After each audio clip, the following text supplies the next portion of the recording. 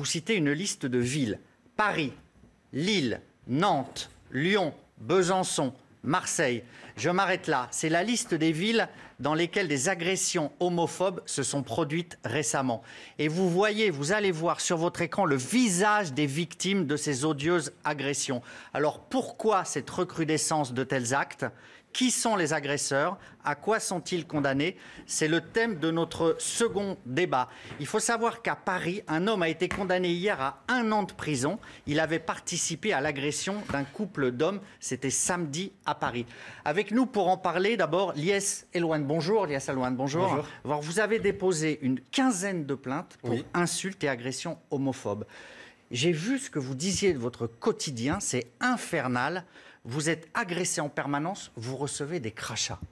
Tout à fait. Alors, ces dernières années, depuis que je ne cache plus mon homosexualité, je suis clairement dans ma ville, à Gennevilliers, dans mon quartier, oppressé. Je vis pratiquement quotidiennement des agressions homophobes. Ça va par des crachats, des insultes homophobes. On me poursuit pour me tabasser dans ma ville. J'ai déposé plusieurs plaintes. Une quinzaine de plaintes dans le commissariat de Gennevilliers. C'est énorme, 15 plaintes au commissariat. En effet, c'est énorme, mais c'est la seule solution que je voyais. Je ne vous le reproche pas, hein, bien entendu, mais ça donne quoi, ces plaintes, alors? Malheureusement, toutes les plaintes ont été classées sans suite par le procureur de Nanterre, le procureur de Nanterre.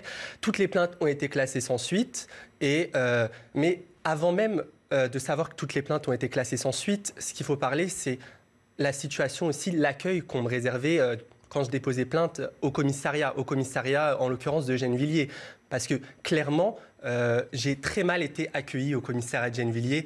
C'était, j'ai envie de dire ça, c'était limite une double agression. Clairement, j'ai été mal accueilli, c'était limite des propos... ça ne sert à rien de déposer plainte, tu vois que tes plaintes sont classées. C'était des intimidations au commissariat de Gennevilliers. Donc voilà, c'était vraiment... gênant.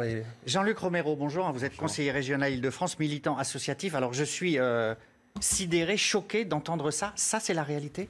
Je n'en doute pas, mais c'est la réalité de beaucoup de gens. On peut pas en douter. Non, j'en doute pas. C'est malheureusement une réalité. De toute façon, les rapports de SOS Homophobie des 2 dernières années ont montré une augmentation des agressions homophobes, je crois de plus de 15% l'année dernière. On le voit, que ce soit là ou cette semaine, la semaine précédente, à Paris, en province. On voit qu'en ce moment, il y a une partie de la population qui s'est radicalisée. C'est une minorité, hein, parce qu'il ne faut quand même pas donner quand même le sentiment que la France sera un pays homophobe. Je crois que ce n'est pas du tout le cas, mais il y a une partie de gens qui sont complètement extrémisés. Les réseaux sociaux ne nous aident pas non plus dans ce domaine-là parce que Twitter, Facebook ne jouent pas toujours leur rôle dans ce domaine. Et puis voilà, des esprits faibles, eh bien voilà, t'agressent, agressent d'autres personnes et dans des violences qui sont en plus de plus en plus fortes ces derniers mois et qui en plus sont aussi un peu concomitants avec un certain débat qu'on a aujourd'hui, puisqu'on a le débat sur la PMA pour toutes. Et il faut aussi se poser la question, quand on entend certains hommes politiques, quand on entend des gens de la Manif pour tous qui tiennent des propos discriminatoires, faut pas forcément s'étonner qu'après, des esprits plus faibles passent à l'acte. Alors, faut pas s'étonner, mais moi, vous ne m'empêcherez pas de m'en offusquer d'une manière solennelle parce que c'est honteux. Étienne Déhoulière, bonjour. Vous êtes avocat, vous représentez l'association Stop Homophobie. Vous constatez aussi une recrudescence de ces actes? Alors, je constate une recrudescence et surtout, je constate une augmentation d'affaires d'une particulière gravité. La semaine prochaine, je serai à Tarbes pour plaider dans un dossier dans lequel il y a une trentaine de victimes qui ont été passées à tabac. Les hommes, pour la plupart d'âge mûr, avaient été appâtés par des photos de jeunes hommes sur les réseaux sociaux. Et lorsqu'ils se rendaient à un rendez-vous, il y a une dizaine d'individus qui leur tombaient dessus, qui les passaient à tabac et qui les dépouillaient et qui les amenaient au distributeur pour prendre leur argent directement à la banque. C'est une affaire d'une particulière gravité qui montre que certains agresseurs homophobes sont prêts à commettre des actes particulièrement graves, mais je pense qu'il faut également insister sur le fait qu'il y a également une homophobie du quotidien. Il y a 80% des personnes homosexuelles qui se disent avoir déjà été victimes d'injures homophobes. Ce chiffre est énorme, c'est incroyable. 8 personnes sur 10, effectivement. Mais est-ce que vous pensez que c'est dû à quoi? On le disait, il y a des signes politiques, les politiques ne se mobilisent pas assez, c'est la société qui évolue. À quoi est due cette recrudescence actuelle? Alors, je pense qu'il y a plusieurs explications. D'abord, le fait que les homosexuels s'assument plus, qu'ils aient plus de visibilité, entraîne en retour plus d'homophobie.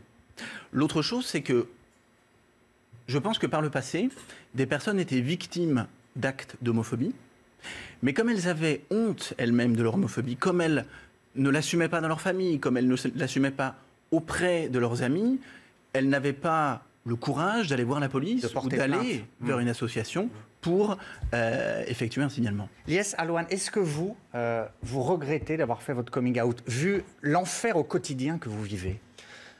Non, je ne regrette pas. Parfois, je regrette, mais non. Globalement, non. Parce que je me dis que nous sommes en France, que l'homosexualité est dépénalisée, que j'ai le droit de vivre ma vie tout en respectant les lois de la République. Et malheureusement, je vois qu'il y a une banalisation des pouvoirs politiques. Clairement, dans notre pays, il y a une banalisation. Quand je vois, donc, je suis membre de l'association Stop Homophobie, on a recensé 3 à 4 agressions journalières selon nos chiffres. Et c'est malheureusement édifiant que dans le gouvernement, on n'entende rien du tout. C'est consternant. Il n'y a aucune mobilisation de la part de nos hommes politiques. Jean-Luc Romero, est-ce qu'il y a un profil des agresseurs? Est-ce qu'on peut retracer qui sont ces gens qui s'attaquent aux homosexuels? C'est souvent quand même des esprits un peu faibles. Quand Étienne évoquait tout à l'heure ce qui s'est passé à Tarbes, il y a quelques semaines, c'était aussi à Nîmes. Et à Besançon, on en avait parlé ici, à Besançon, une série d'agressions. Et à Nîmes, c'était des mineurs de 14 à 17 ans. De 14 à 17 ans. Et je crois, quand j'évoquais tout à l'heure les réseaux sociaux, je crois qu'il y a une responsabilité des réseaux sociaux. Parce que avant, quand vous étiez homophobe, vous n'aviez pas vraiment de possibilité de l'exprimer. Puis vous vous sentiez quand même un peu hors la loi.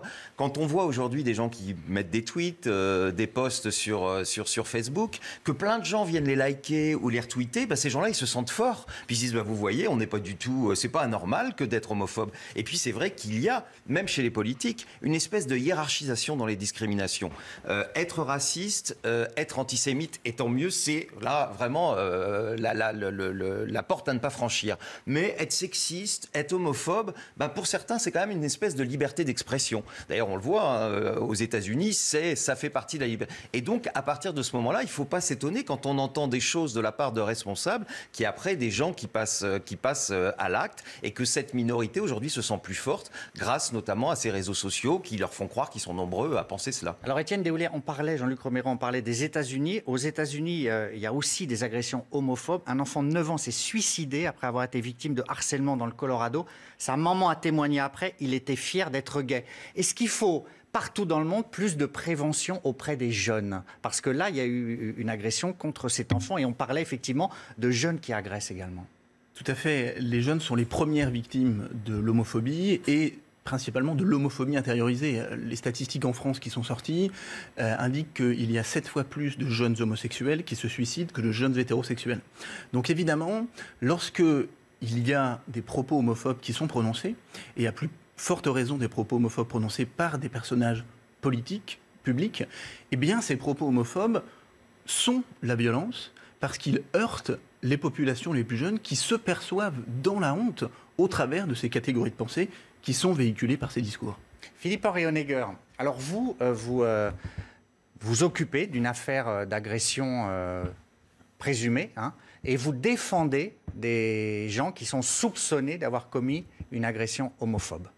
Oui, d'abord, non, mais je voudrais dire d'abord que c'est vrai que c'est terrifiant d'entendre qu'il y a toute une partie de la population qui vit dans la peur. Savoir que 8 personnes sur 10 ont été victimes d'agressions, je trouve ça absolument... mais moi aussi, je partage, je ne connaissais pas ce chiffre, je suis d'entendre ça. Maintenant, moi je suis un avocat de la défense, donc il se trouve que je défends aussi des gens qui sont accusés de ces choses-là. Je défends évidemment pas les actes et je condamne absolument, comme le fait la loi, toute agression qui est homophobe. Il y a une particularité néanmoins, qui est relative à la circonstance aggravante d'homophobie, comme on peut avoir une circonstance aggravante de racisme ou une circonstance aggravante de sexisme. Et c'est vrai que parfois, c'est le cas dans mon affaire, ou en tous les cas, c'est la position que je défends avec mon client, on peut utiliser cette circonstance alors qu'elle n'est pas forcément caractérisée. Dans mon affaire, il se trouve qu'il y a eu des actes de violence entre deux personnes qui sont strictement pas liés à une agression homophobe, en tous les cas au départ, et qu'ensuite des paroles ont été prononcées, et que c'est sur ça qu'on vient retenir la circonstance aggravante. Et c'est vrai que parfois peut-être on va trop loin, parce que c'est pas le motif de la violence initiale, mais ça n'enlève en rien tous les autres faits dont on a pu parler précédemment, et la gravité de ces actes-là. Je vois qu'Étienne Deshoulières veut réagir, allez-y. Oui, pour que la circonstance aggravante d'homophobie soit caractérisée, il ne faut pas nécessairement que l'homophobie ait été le motif déterminant de l'acte, mais il suffit que des mots homophobes aient été prononcés dans les circonstances. C'est vrai. Jean-Luc Romero, vous êtes un homme politique aussi. Comment faire? Il faut une mobilisation générale. Les chiffres qu'on a évoqués là, la liste des communes où il y a des agressions homophobes, j'en ai lu, j'ai énoncé quelques villes, mais la liste est interminable. Il faut que ça cesse. Oui.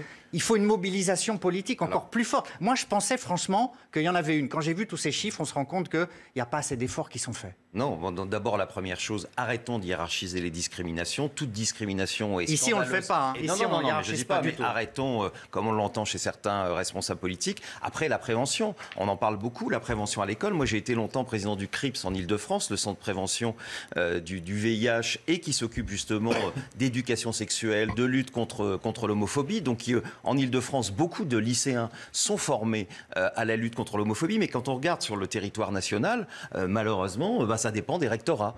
Comme l'éducation sexuelle d'ailleurs n'est pas faite, et là il y a un vrai travail à faire, de dire que oui, l'homophobie tue, que oui, l'homophobie est un délit dans notre pays, dans notre pays, parce que certains ne le savent pas. Et puis il faut aussi la sanction. On le rappellera. Et là on voit, il y a un certain nombre d'affaires, et je crois que c'est extrêmement important que les gens portent plainte. C'est plus facile aujourd'hui, mais ça reste encore difficile, parce que quand vous êtes à Paris, c'est peut-être plus simple d'aller porter plainte, et encore, mais quand vous êtes, je sais pas, moi je suis originaire du Pas-de-Calais, à Béthune, eh bien c'est pas simple. Et donc il faut aussi qu'on accompagne. Quand il évoquait tout à l'heure l'accueil dans les commissariats, on voit bien qu'il y a une association de policiers gays qui s'appelle FLAG, qui travaille sur cette question. On voit qu'à Paris ça avance un peu, mais on voit qu'en banlieue c'est pas le cas. Et il faut former aussi ces policiers, parce que les personnes qui ont subi l'homophobie, c'est des victimes, et elles doivent être accueillies comme des victimes. On ne doit pas les envoyer balader comme on le fait un peu trop souvent, ou voir se moquer, ce qui est quand même tout à fait insupportable. Comme on l'a fait notamment avec Lies Alouane. Lies, vous continuez à vivre à Gennevilliers? Je continue. Vous ne bougerez pas de Gennevilliers? Alors, pour l'instant, je vis à Gennevilliers, mais malheureusement, je suis obligé de partir de Gennevilliers et partir de banlieue. Vous allez quitter Gennevilliers? Oui, clairement. Quitter la banlieue? Clairement. Moi, je considère personnellement que la banlieue Gennevilliers est une no-go zone pour les personnes LGBT. J'ai rencontré la députée de ma circonscription, Elsa Faucillon, je lui en ai parlé. Aujourd'hui, je n'ai pas vu d'action. Je ne pense pas que cela l'a touché en quoi que ce soit. Moi, ce qui me sidère, c'est qu'aujourd'hui, il y a clairement une banalisation totale. Clairement, au niveau des forces de l'ordre, ils ont besoin d'une formation sur les prises en charge des personnes LGBT. On a besoin aussi que la loi est là, la loi. Il y a 3 ans de prison, la loi est là. Le problème, c'est l'application. La loi est rarement appliquée. C'est un réel souci. La loi ne sert à rien si elle n'est pas appliquée. Et ça me consterne aujourd'hui, ça me révolte. On partage votre révolte. Merci à vous pour ce débat choquant, parce que vraiment les chiffres sont extrêmement choquants, mais très intéressants. Et vous reviendrez nous en parler, parce qu'il faut que cessent ces odieuses agressions homophobes.